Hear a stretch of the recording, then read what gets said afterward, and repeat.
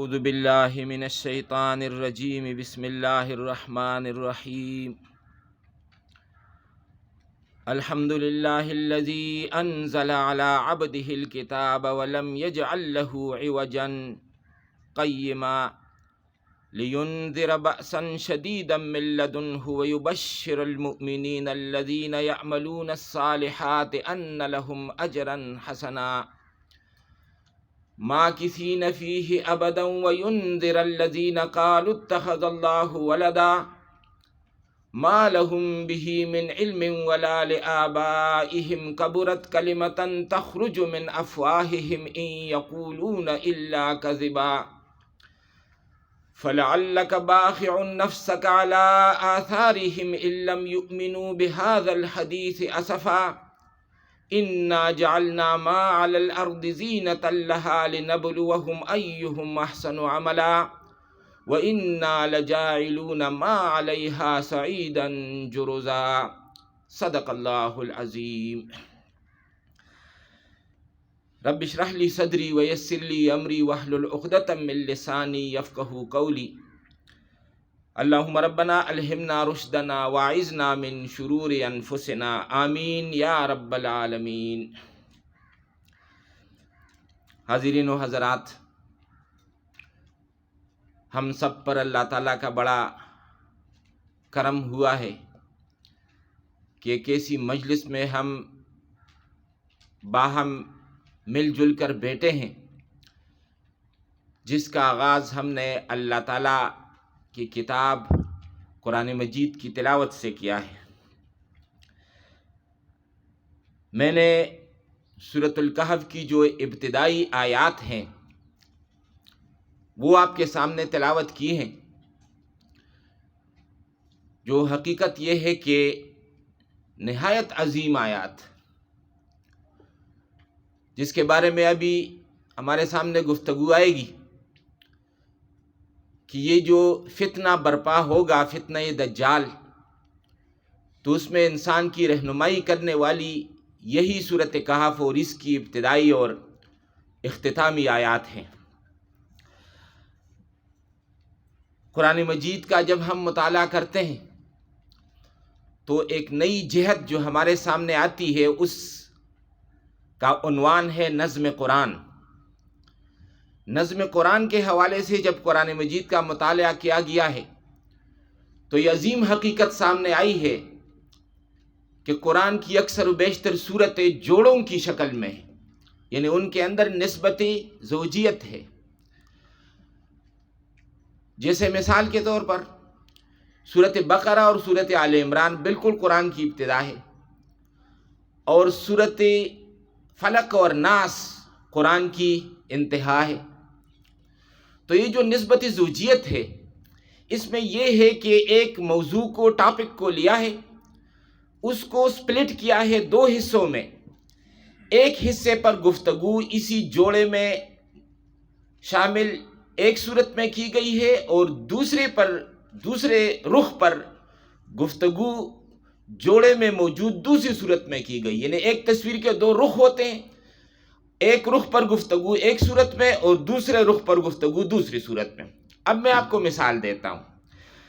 یہ جو آغاز ہے قرآن کا، بقرہ اور آل عمران ایک جوڑا ہے، ان دونوں جوڑوں نے ایک ہی ٹاپک کو لیا ہے، اور وہ ہے خطاب بأہل کتاب۔ جو اہل کتاب ہم سے پہلے گزرے ہیں ان سے خطاب، اس کو سپلٹ کیا ہے دو میں۔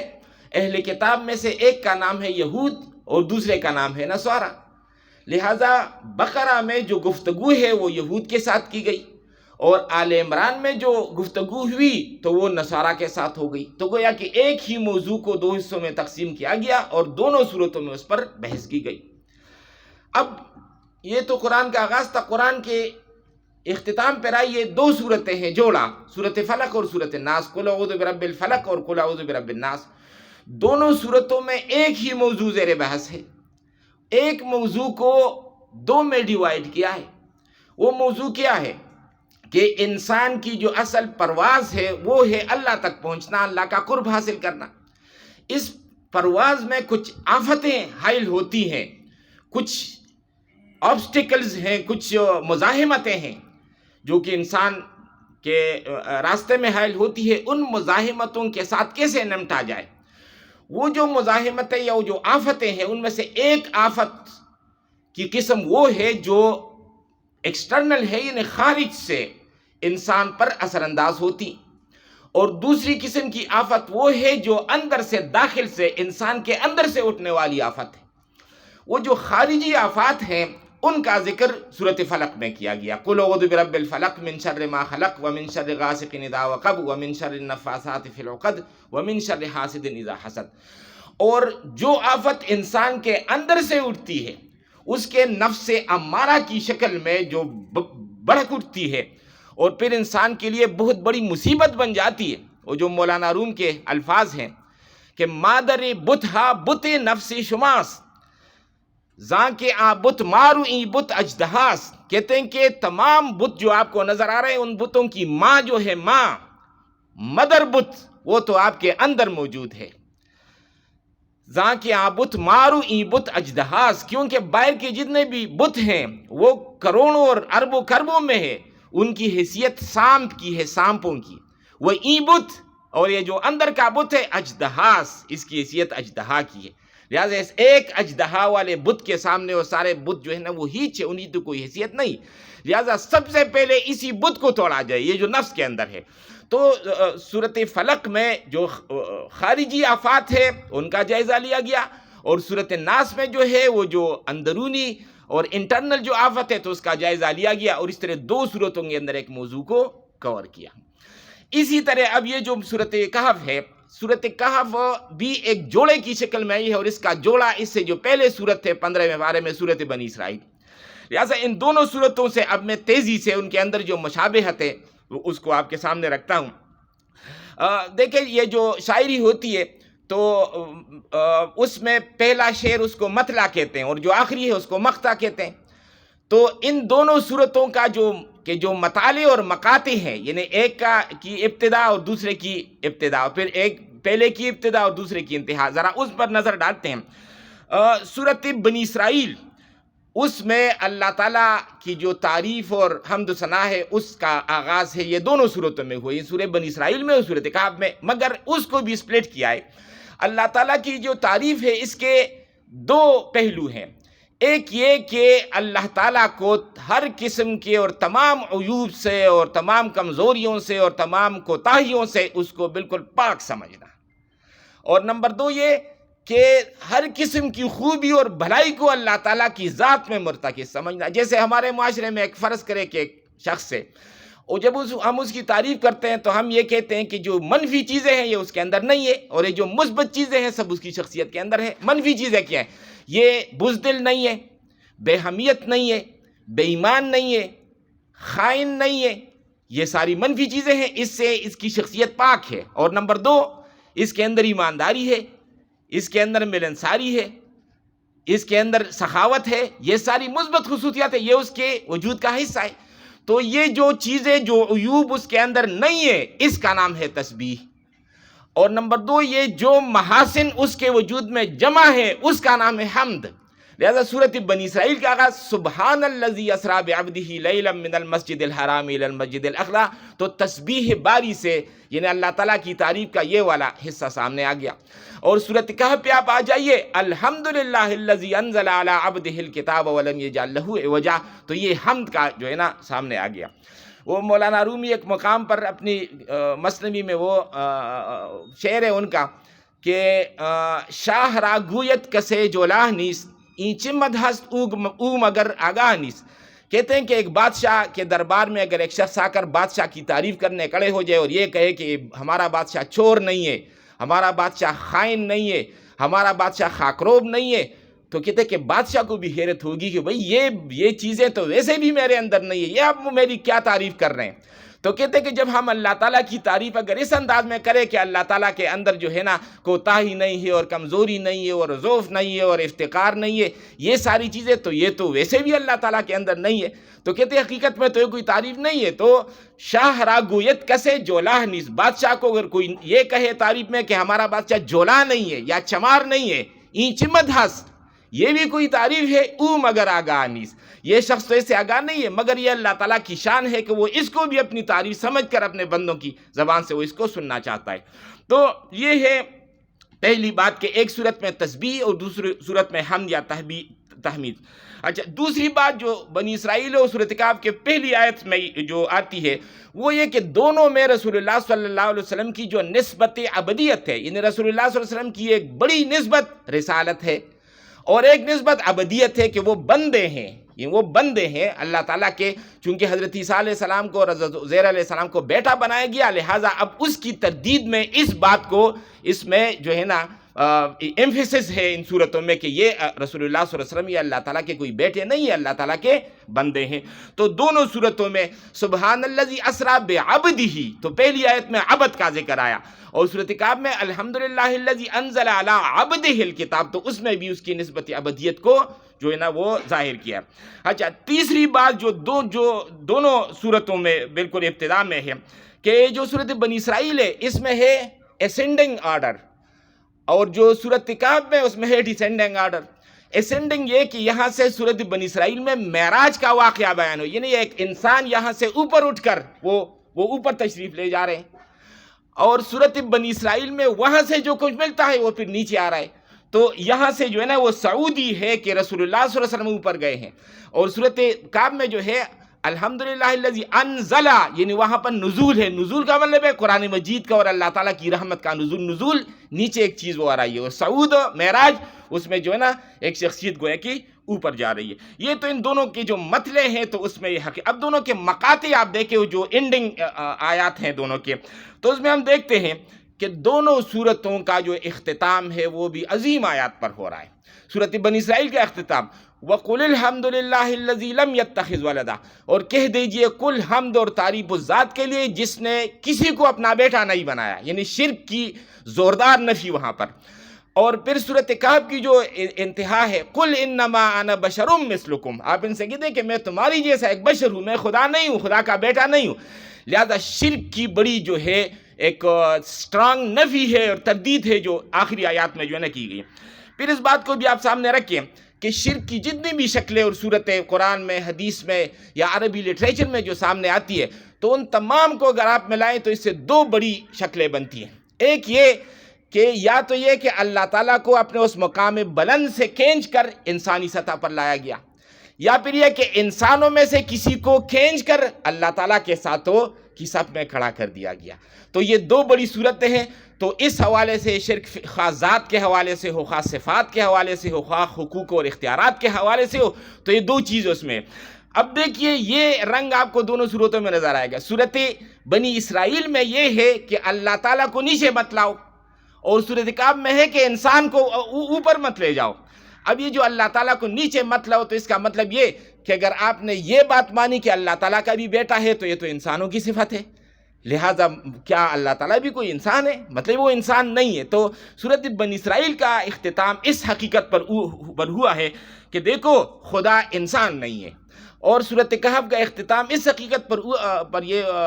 ہوا ہے کہ دیکھو یہ بات جو ہے نا وہ اس کو سمجھ لو کہ یہ جو انسان ہے وہ خدا نہیں ہے۔ یعنی ایک صورت میں ہے کہ خدا انسان نہیں ہے، دوسرے میں ہے کہ انسان خدا نہیں ہے۔ تو یہ جو ہے قُلِ الْحَمْدُ لِلَّهِ الَّذِي، آپ کہہ دیجئے نبی صلی اللہ علیہ وسلم کل حمد اور تعریف جو ہے نا وہ اللہ تعالیٰ کے لیے، لم یتخذ ولدا، جس نے کسی کو اپنا بیٹا نہیں بنایا۔ بیٹا نہیں بنایا یعنی وہ انسانوں کی صف میں شامل نہیں ہوا، یہ صفت اس کے اندر نہیں ہے۔ اور صورت کہف میں قل انما انا بشر مثلکم، اے نبی صلی اللہ علیہ وسلم آپ ان سے کہہ دیجئے کہ میں تمہاری طرح ایک بشر ہوں، یعنی مجھ کو خدا مت بناؤ۔ ایسا نہ ہو کہ میں تو انسان ہوں مگر آپ نے مجھے خدا بنایا، جیسے کہ حضرت عیسیٰ علیہ السلام کو یا حضرت عزیر علیہ السلام کو بنایا گیا۔ تو یہ ہے دونوں کے جو ہے مقاصد۔ اب دونوں کے اندر جو مشابہتیں ہیں میں تیزی سے آپ کے سامنے رکھتا ہوں۔ دیکھیں دونوں صورتوں کے اندر جو ہے نا 12 رکوع صورت بنی اسرائیل کے ہیں، اور 12 ہی رکوع جو ہے نا وہ صورت کہف ہے۔ تو ایک اور سملریٹی ہے اور ایک سیمیٹری ہے جو ان کے اندر موجود ہے۔ پھر دوسری بات یہ کہ جو قصہ آدم و ابلیس ہے، یہ پورے قرآن مجید میں 7 مقامات پر یہ قصہ بیان ہوا ہے، مگر ان دونوں صورتوں کے اندر آپ اس سیمیٹری کو بھی دیکھیں گے کہ دونوں کا جو رکوع نمبر 7 ہے اسی میں یہ قصہ آدم و ابلیس صورت بنی اسرائیل میں بھی 7ویں رکوع میں بیان ہوا، اور جو صورت کہف میں اسی کے 7ویں رکوع میں یہ قصہ آدم و ابلیس جو ہے نا وہ بیان ہوا۔ پھر ایک تیسری چیز اس میں ہم دیکھتے ہیں کہ صورت بنی اسرائیل کا جو پہلا اور آخری رکوع ہے، دونوں کے اندر یہودی تاریخ کے واقعات میں وَقَضَّيْنَا إِلَىٰ بَنِي إِسْرَائِيلَ فِي الْكِتَابِ لَتُفْسِدُنَّ فِي الْأَرْضِ مَرَّتَيْنِ وَلَتَعْلُنَّ عُلُوًّا كَبِيرًا، اور پھر قرآن مجید نے ان کو دعوت دی ہے کہ عَسَىٰ رَبُّكُمْ أَن يَرْحَمَكُمْ، اب بھی اللہ تعالیٰ آپ پر رحم کر سکتا ہے اگر تم اس ڈگر پہ اگر آ گئے۔ وَإِنْ عُدْتُمْ عُدْنَا، لیکن اگر آپ نے وہی کچھ کیا تو ہم بھی وہی کچھ کر گزریں گے۔ لہٰذا پہلے اور آخری رکوع میں، اور جو صورت کہف میں تو اس میں جو ہے نا پہلے اور آخری رکوع میں نصارہ کا ذکر ہے گیا، انہیں ایک میں یہود کا ذکر آ گیا اور دوسرے میں جو ہے نا وہ نصارہ کا ذکر آ گیا۔ اور ایک آخری بات اس حوالے سے یہ ہے کہ ہر ایک صورت کا ایک عمود، ایک ایکسس ہوتا ہے جس کے ارد گرد اس کے سارے جو مضامین ہے وہ ریوالو کر رہے ہوتے ہیں۔ تو جو صورت بنی اسرائیل ہے اس کا اصل ایکسس ہے قرآن کی عظمت، چنانچہ 14 بار قرآن مجید کا ذکر اس صورت میں بار بار بار بار بار بار آ گیا، اور پھر کہا کہ یہ نذیر ہے اور یہ بشیر ہے اور یہ رحمت ہے اور یہ حکمت ہے اور یہ شفاء لما فی الصدور ہے، لہٰذا ہر طرح اس کو اپنا امام بناؤ۔ ان ھذا القرآن یہدی للتی ہی اقوم، یہ آیت بھی صورت بنی اسرائیل میں آ گئی۔ اور یہ جو صورت کہف ہے تو اس کا جو عمود ہے وہ یہ کہ یہ دنیا کی جو ظاہری چمک دمک، جس کو علامہ اقبال اپنے ریکنسٹرکشن آف ریلیجس اسٹارٹ میں کہتے ہیں کہ دی ڈیزلنگ ایکسٹیریئر آف دی ویسٹ، کہ دنیا بہت چمکدار ہو گئی ہے، بہت ہی چمک دمک ہے، اس چمک دمک سے انسان دھوکا کھا جاتا ہے۔ مولانا رومی کے الفاظ ہیں کہ یہ جو دنیا کا معاملہ ہے، پشت سوئے لوبت گل رنگ کن، عقل در رنگا ورندہ دنگ کن، کہتے ہیں کہ پشت بیگ کو کہتے ہیں، پشت سوئے لعبت، لعبت گڑیا کو کہتے ہیں، گل رنگ رنگ برنگی، کہتے ہیں جو رنگ برنگی گڑیا ہے دنیا کی شکل میں، پشت اس کی طرف بیگ کر لو، عقل در رنگا ورندہ دنگ کن، اور کہتے ہیں اپنی عقل جو ہے نا وہ اس میں مت دوڑاؤ، بلکہ جس نے یہ رنگ دیا ہے اس دنیا کو، یہ جو دنیا کو چمکدار بنا دیا ہے، اس ذات اور وہ جو اس کی صفات کے اندر غور و فکر کرو، اس اللہ تک پہنچنے کی وہ کوشش کرو۔ تو لہٰذا صورت کہف میں یہ جو دنیا کی زینت ہے یہ ذکر آپ بار بار، چنانچہ بالکل آغاز یہ جو آیات میں نے تلاوت کی ہے اس میں بات آ گئی ہے، انا جعلنا ما علی الارض زینۃ لہا، یعنی زمین اور اس پر جو کچھ ہے ہم نے اس کی زینت بنا لیا ہے۔ پھر آگے جا کر وہ ہے ترید زینت الحیات الدنیا، اے نبی صلی اللہ علیہ وسلم کیا آپ جو ہے نا دنیا کی زینت چاہتے ہیں؟ تو وہاں پر زینت، پھر اگلے رکوع میں جائیں گے المال والبنون زینت الحیات الدنیا، کہ مال اور بنون یہ دنیا کی زندگی کی جو ہے نا وہ زینت ہے۔ اقبال کے الفاظ ہیں کہ گرچ دارد شے وہائے رنگ رنگ، من بجز عبرت نگیرم از فرنگ، وائے بر دستور جمہوری فرنگ، مرد ترشد مرد اسوری فرنگ، کہتے ہیں میں مغرب میں گیا تو میں نے دیکھا کہ انسان بالکل مر رہا ہے، یعنی اس کو ڈسکنیکٹ ہو گیا ہے اللہ تعالیٰ سے ان کا معاملہ، تو کہتے ہیں گرچ دارت شے وہائے رنگ رنگ، وہاں پر تو میں نے رنگا رنگی اور بہت بڑی ویرائٹی میں نے وہ دیکھی، مگر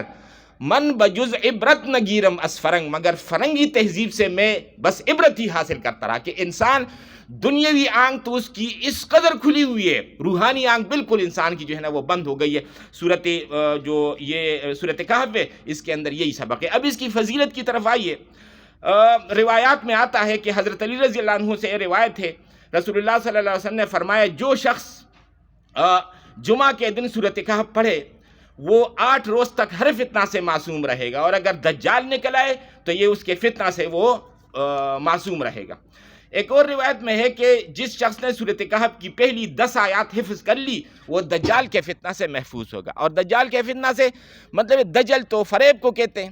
فریب کہ ایک دھوکہ، لہٰذا وہ ایک ایسا وقت وہ آنے والا ہے کہ یہ دنیا انسان کو جو ہے نا وہ دھوکہ دے گی، اس کی چمک دمک۔ اور واقعہ بھی یہ ہے کہ یہ ہے، مولانا رومی کہتے ہیں می نمائد نور نارو نار نور ورنہ دنیا کے بدے دار الغرور، کہتے ہیں یہ جو دنیا ہے می نمائد یہاں دکھائی دیتا ہے نور نار، یہاں پر نور جو ہے وہ آگ دکھائی دیتا ہے، وہ نار نور، اور جو نار ہے وہ آپ کو نور دکھائی دے گا،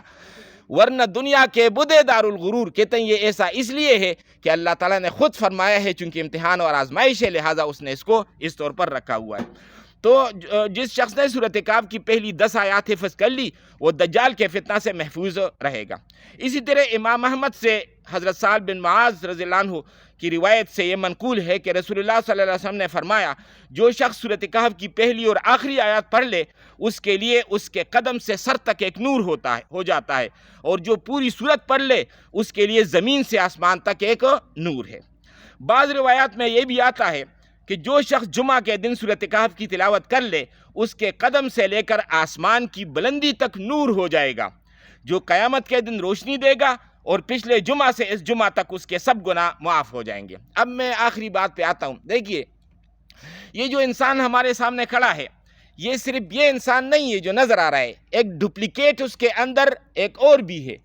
اور اس ڈپلیکیٹ کا نام ہے روحانی انسان۔ ایک ہے جسمانی انسان، یہ ہمارا فزیکل بینگ ہے، اور ایک اس کے اندر ہے روحانی انسان، اسپریچول بینگ۔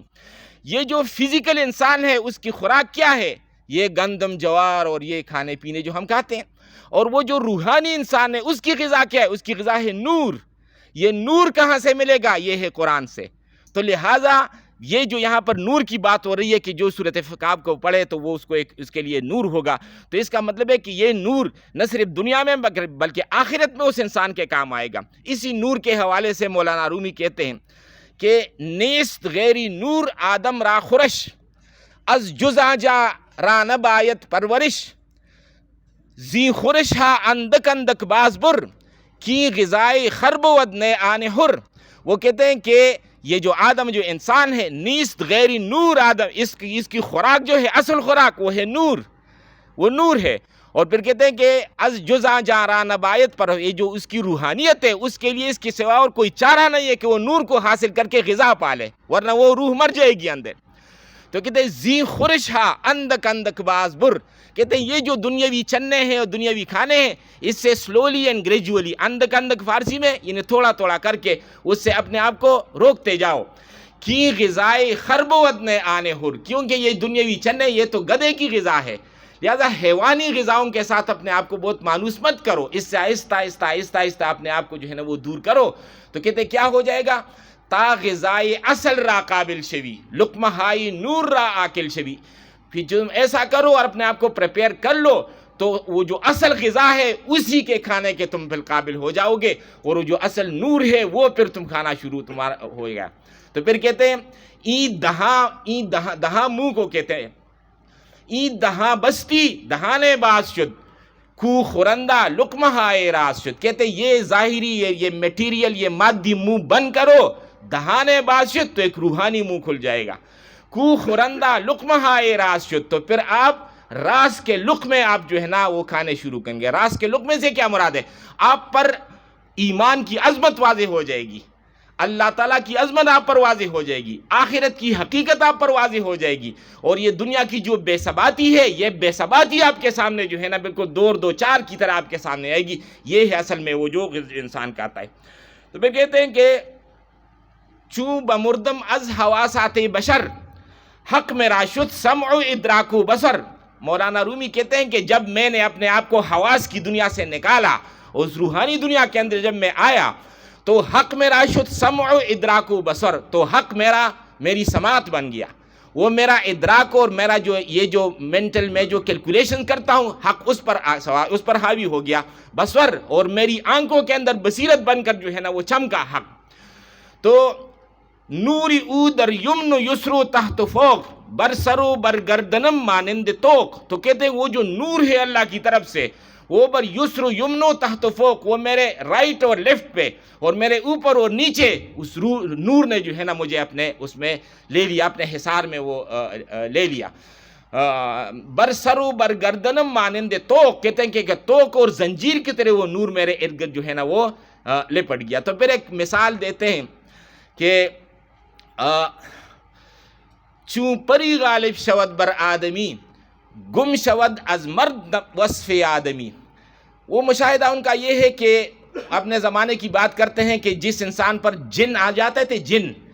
جناتی اثر ہوتا تھا تو اس انسان کی آواز بدل جاتی، آواز اس کی باریک ہو جاتی تھی، یعنی عام جو وہ بولتا تھا تو پھر لوگ محسوس کرتے کہ بھئی یہ تو کوئی وہ انسان نہیں ہے جو بول رہا ہے۔ تو کہتے ہیں اصل میں جن اس پر اس قدر حاوی ہو جاتا تھا کہ اس کی آواز کو بدل دیتا تھا۔ پھر یہ کہ وہ اگر ایسا کمزور سا انسان وہ ہوتا تھا مگر جب جن کا اس پر جو ہے نا جس وقت غلبہ ہوتا تو اس کے اندر طاقت آ جاتی، تو پھر وہ انسان جس کو بس ایک ہی فرد ایسے کنٹرول میں رکھ سکتا تھا، اب 3 بندوں نے آ کر اس کو پکڑا مگر وہ جو ہے نا وہ پکڑ نہ سکے، اس کے اندر طاقت آ گئی۔ تو کہتے ہیں جن جب ایک انسان پر آ کر اس قدر غالب ہو گیا ہے تو اس نے انسان کی قلب ماہیت کر دی، یعنی ایک طرح تو اس کی آواز بدل دی اور پھر اس کی طاقت میں بھی اضافہ کر دیا۔ تو کہتے ہیں کہ اگر جن کا یہ اثر ہے ایک مادی چیز ہے تو پھر وہ جو نور اللہ تعالیٰ سے ملتا ہے اس کا پھر انسان پر کیا اثر ہوگا؟ تو کہتے ہیں چون پری غالب شود بر آدمی، جب یہ جن اور پری جب انسان پر غالب آ جاتی ہے، گم شود از مرد وصف آدمی، تو وہ آدمی کے اپنے اوصاف کو جو ہے نا وہ گم کر دیتا ہے اور اس کے اوپر جناتی اوصاف آ جاتے ہیں۔ تو کہتے بس ایسا ہی سمجھو کہ جب یہ نور اور یہ روحانیت انسان جب اس کے قریب آتا ہے تو پھر یہ جو ہے نا ایک آل ٹوگیدر ایک اور پرسنالٹی وجود میں آ جاتی ہے، وہ پھر کوئی یہ مادی قسم کی شخصیت پھر وہ نہیں رہتی، پھر وہ ایک روحانی شخصیت جو ہے نا وہ بن جاتی ہے۔ اللہ تعالیٰ سے دعا ہے کہ وہ ہمیں یہ جو سورۃ کہف ہے، سورۃ بنی اسرائیل ہے، بلکہ بحیثیت مجموعی قرآن مجید کے ساتھ جو ہے نا ہمارا شغف بڑھا دے، ہمارے اندر یہ جذبہ پیدا کرے کہ ہم بار بار اس قرآن کو پڑھیں، اس کی تلاوت کرے، اور صرف تلاوت ہی نہ کرے، اس قرآن کی گہرائیوں میں اتر کر اس کے اندر دور جدید کے جو فتنے ہیں اور ان فتنوں کے توڑ کے لیے جو تریاق قرآن مجید کے اندر موجود ہے، ہم اس تریاق کو ڈھونڈنے کی کوشش کریں۔ اللہ تعالیٰ مجھے اور آپ کو بیش ایسا کرنے کی توفیق عطا فرمائے۔ وآخر دعوانا ان الحمدللہ رب العالمین۔ جزاک اللہ۔